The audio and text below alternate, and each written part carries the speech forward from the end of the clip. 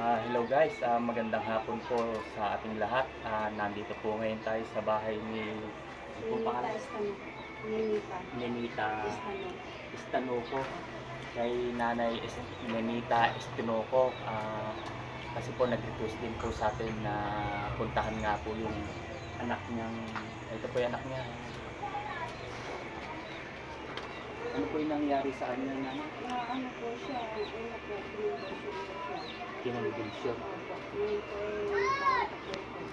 Naipasok po sa ospital. And guys, ano pong pangalan niya? Raisa. Raisa. Ito po si Ate Raisa. Kinumbulsyon lang daw po siya. Kinumbulsyon po ano. Tapos pinunta niyo po sa Sa ospital. pinunta po sa Ngayon ospital. po ang finding po sa ospital ay meningitis na po siya. Meningitis po. Ilang may taon na po ba siyang ganyan? Ano po, yung mga nagpo 3 years po siya. Ay, may screen. Yan. Na ganyan po siya. May Hindi, 3 years pa lang po siya. at tatlong taon pa lang po siya Na nagkasakit. nagkasakit.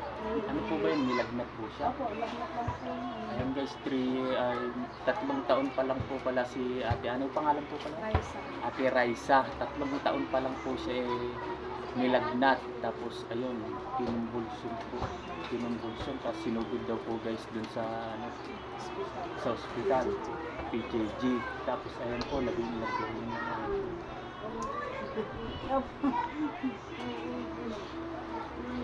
nakakakuan niyo naman po siya. Nakakausap niyo naman po. Ganun lang po siya. Ganyan lang po siya. Opo. Hindi na po dati po makapagsalita po siya. May tatlong taon pa. Ngayon, may na-hospital. Pag-uwi namin, hindi na siya makapagsalita. May kapatid po ba siya? Bunso po yun. Bunso po. Ilan po ba sila limang magkakapatid?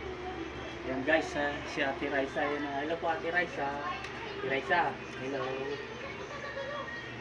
Parang naging baby na siya.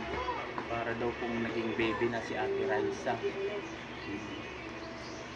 Ayan guys, sa gusto kong sa followers po natin na gustong magpaabot din po uli ng kahit konting tulong kay Ate Raisa.